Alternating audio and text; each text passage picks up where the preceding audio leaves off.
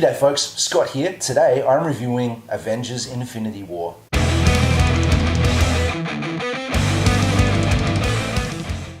This movie was directed by the Russo brothers, who also made Winter Soldier and Civil War. This year is the 10th anniversary of the Marvel Cinematic Universe, and all the movies going back over that decade have all been leading to this point. If you're a Marvel fan, you don't need to see this to know that you're going to go and see this movie. If you're not, you probably still won't like them, but this movie is a spectacle nonetheless. Now I'm going to start this review completely spoiler free, and then I'll give you ample warning when I move on to some real heavy spoilers later on. As always, I do not watch trailers. I saw this today having never seen any footage of it whatsoever. I knew a couple of little bits and pieces from screenshots I couldn't avoid online, but I was 100% free on this thing. And it was overwhelming to say the least. I just walked in from the theater. I plugged this camera in, I sat down, and I've just started talking. I haven't really had a lot of time to think about it. So I'm just going to, no spoilers, then spoilers at the end. So I think from a no spoiler perspective, like I said before, if you're a Marvel fan, just go and see it. You've done all the legwork leading up to this. You may as well see the payoff. What I really liked about this, and my biggest concern going into it, was how they were going to maintain a cohesive story with this many characters from this many movies all going in one direction. I worried that people wouldn't get enough screen time, that they would overlook key characters and stuff, and I've got to say, at least in my sort of first viewing, just walked in perspective, they did a great job of giving everyone ample screen time, story time, and meaning throughout this.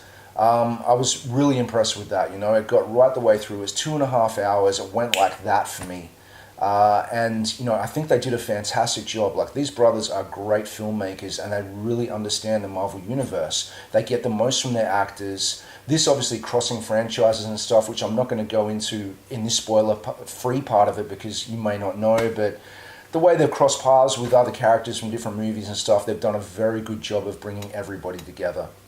It's really all I need to say, it was great. I thoroughly enjoyed it, but I'm heavily invested in this movies. I really, really like the Marvel Cinematic Universe. Obviously, some movies have been better than others, but overall, this whole Infinity Stone storyline they've been telling going for this decade has been really entertaining to me, and I'm glad to see it reaching its conclusion. So that's it. Go see it. It was really good. Okay, so from this point on, we're going to hit spoiler territory, and I mean big spoiler territory. If you don't want to know anything about this movie, specifically some very big, serious things that happen in this movie, then you should bail and come back and watch it later on, okay? There's your warning.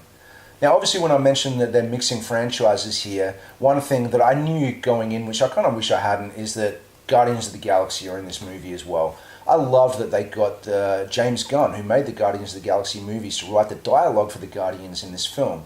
The way their story sort of connected with this story, obviously Thanos having been a part of the Guardians of the Galaxy storyline and a part of the Avengers storyline, and everything meeting ahead here is very, very well done.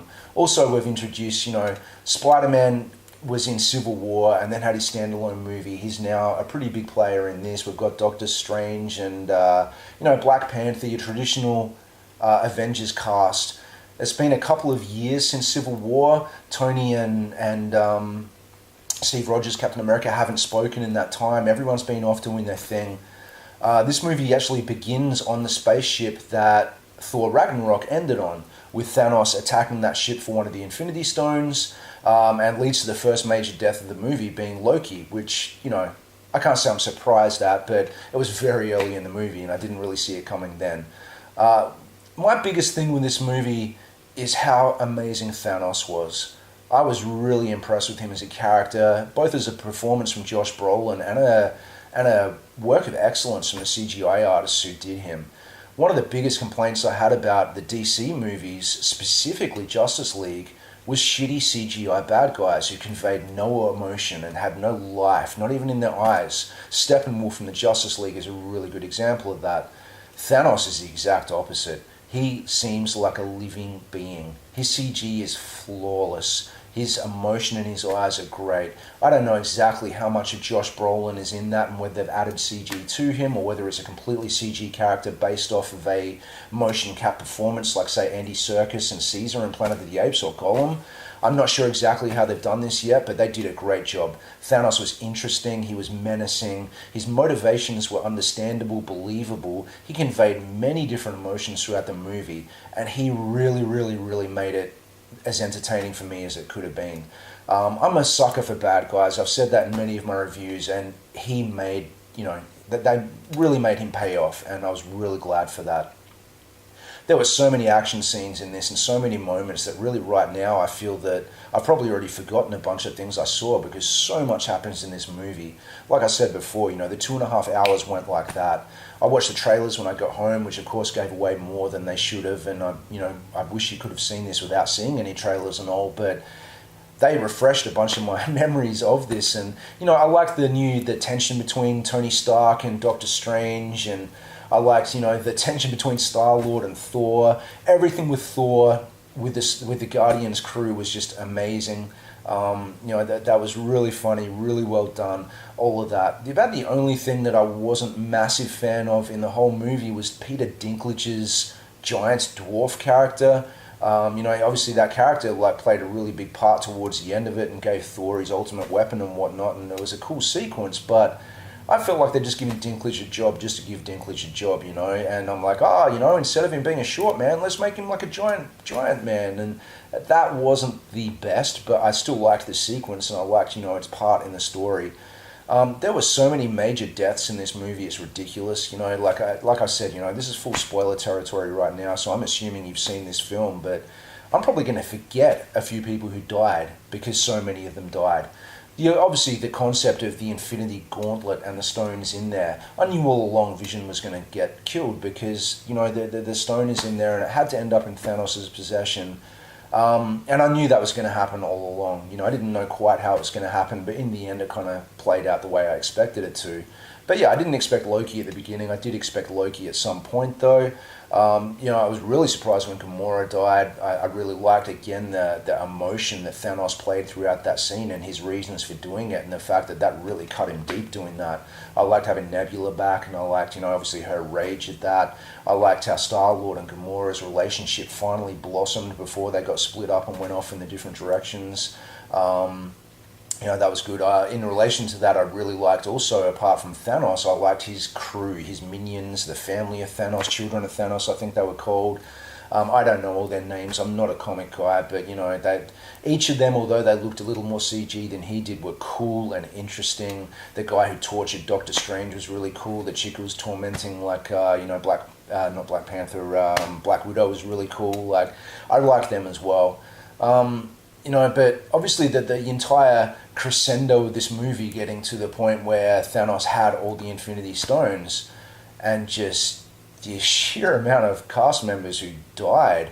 Now, I don't know how this is going to work, I presume, we know there's going to be another movie, but we lost Loki and we lost Gamora, we lost Scarlet Witch, we lost Vision, God, we lost Bucky, Black Panther, Spider-Man, Doctor Strange, Drax, Star-Lord, Groot.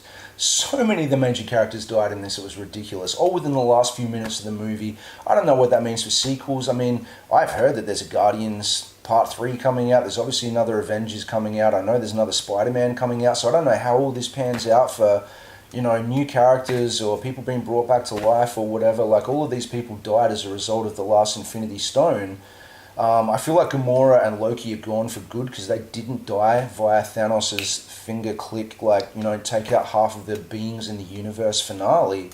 I loved the finale with the fact that he'd said earlier that all he wanted to do was finish this act and then sit at his home and watch the sun rise and have what he thought was saved the universe. I think that's really what I liked, again, like I said earlier, with him having believable motivations and a reason for doing the things that we're going to do instead of this just blanket, I just want to eradicate all life and be the supreme overruler. That wasn't his thing at all. I really liked all of that, but this was a very, emotional movie in the last act. They've, like I said, taken out way more people than I expected them to do so, literally just ended Marvel's, upcoming sequels and all. But I really feel that they're going to come back from that. There's one thing that was proved in a moment in the movie where Vision had been killed by a Scarlet Witch, is Thanos used the green stone that he got from Doctor Strange to reverse time and bring him back so he could get the Infinity Stone himself. Clearly that can all happen to bring everybody else back. I liked that Tony almost died. I liked that Hulk getting the shit kicked out of him by Thanos at the beginning was actually afraid to come out of Banner, and Banner just stayed Banner for the entire movie. Him being in the Hulkbuster unit that had beaten him up in the previous film was really clever. So much cool stuff. I'm probably forgetting it. I really had a good laugh. It was well written. It was very well paced. They crammed so much into that time slot, it's ridiculous. And I think I'm just rambling and repeating myself now. I really enjoyed it. Obviously, a second viewing will be crucial to my longevity for enjoying it, but right now I feel really satisfied that, like I said, a decade of work from Marvel and my investment in watching all of their movies really seems to have reached almost a finale where I'm feeling pretty satisfied with the way everything's panned out. So I think that's all I've got to say about it. I really hope you enjoyed it as well. I'll be back to review something else really soon. Please subscribe to this channel if you haven't already. Thanks for watching, guys.